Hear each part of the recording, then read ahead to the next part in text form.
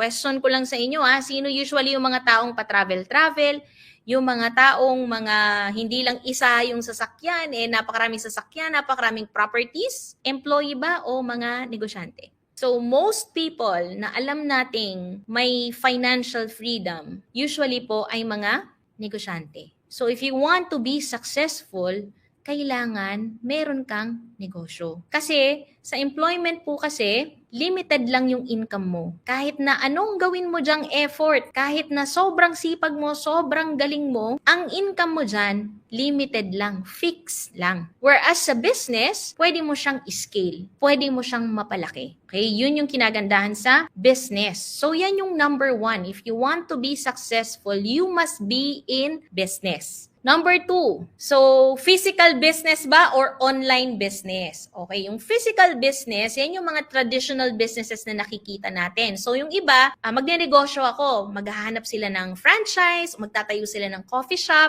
magtatayo sila ng mga restaurant, ganon. So na-try ko na din yan. Try kami magtayo ng baby store, nag-try din kami magtayo ng grocery store. Nakita ko na kung gaano kahirap yung physical na business, sobrang laking puhunan, sobrang liit ng kita, pagkatapos unpredictable pa yung sales. Minsan malakas, minsan mahina. Tas ang hirap i-market. Kasi limited ka dun sa location mo. Iba pa rin talaga yung online business. Pansinin niyo po, nung pandemic, halos ng mga physical, mga traditional businesses, sila po yung apektado. Yung mga online businesses, sila yung nag-flourish. So if you want a pandemic-proof na negosyo, kailangan online ang business na piliin mo. Dahil sa online, hindi ka limited sa location. Kahit na nasa Angeles City ka, pwede kang magnegosyo, pwede ka kumuha ng customers kahit saang lupalop ng Pilipinas, pwede rin sa ibang bansa. Number 3, service ba o sales? Pag service, meron namang magnenegosyo ng mga service, kaso kailangan ka doon. Pag service, 'di ba? Let's say, kunwari, profession mo, kunwari, doktor ka, or ang profession mo, kung ay abogado ka, you have to be present para i-deliver yung service na ibibigay mo sa... Ako talaga, ang pinili ko talaga, sales. Although ako po ay graduate ng BS Accountancy, I'm an accountant by profession. So, supposedly, nandun dapat ako sa service. Pero iba pa rin po talaga pag nasa sales ka.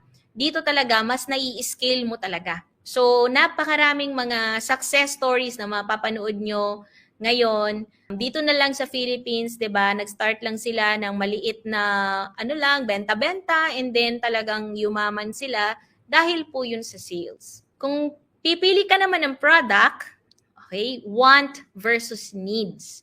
Ano bang pipiliin nating ibenta? Yung kailangan ba ng tao o yung gusto lang, yung luho lang?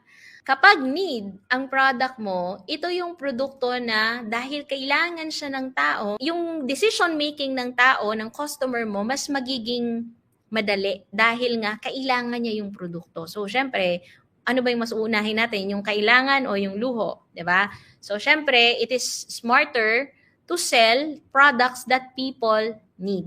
And then, non-consumable versus consumable. So, non-consumable, ibig sabihin ito yung one-time use lang, hindi nauubos. Let's say, bibili ako ng cellphone. Yan. So, non-consumable yan. Bibili ako ng bag, non-consumable yan. Yung consumable, yan yung nauubos. Pag nauubos yung product, kailangan mo, bibili ulit. Tama ba? So, yung mga malalaking companies dito sa Philippines na lang, for example, Procter & Gamble, di ba? Yan yung mga products nila, need ng tao at the same time consumable. So, dito pa lang, pag ganito na yung negosyo mo na online, nagbebenta ka, at the same time yung product mo kailangan ng tao at consumable, napakalaki na ng chance mo para maging successful ka. And ang good news doon, yung business na pine-present ko sa inyo ngayon, meron lahat niyan.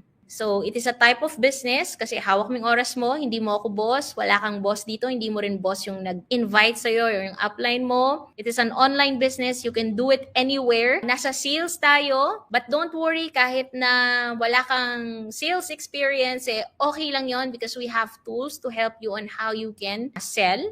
And syempre, yung product natin, which I think most of you know already, yung Salveo Barley Grass, napakarami na pong natulungan ng tao. That's the reason kung bakit napakarami po niyang repeat sales.